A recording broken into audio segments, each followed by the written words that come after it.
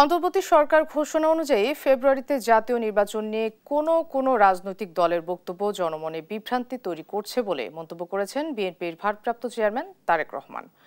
নির্ধারিত সময়ে নির্বাচন হবে বলে প্রত্যাশাও জানান তিনি।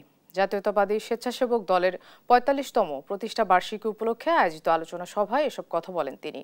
বলেন, গণতন্ত্রকামী রাজনৈতিক দলগুলোর মধ্যে দূরত্ব তৈরি হলে ফ্যাসিবাদ পুনর্বাসনের সুযোগ পাবে।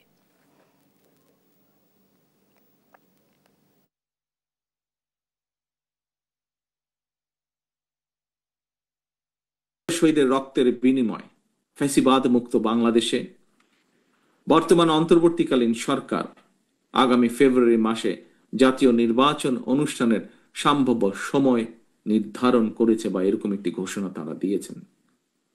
এই নির্বাচনের মাধ্যমে দেশের জনগণ দীর্ঘ ১.৫ দশকেরও প্রায় বেশি সময় পর আমরা বিশ্বাস করি, আমরা প্রত্যাশা রাখি, আশা করি আমরা নির্ভয়ে নিরাপদে নিজেদের ভোট দিয়ে নিজেদের ম্যানিফেস্টোকে বাস্তবায়ন করার সুযোগ পাবেন দেশের জনগণ।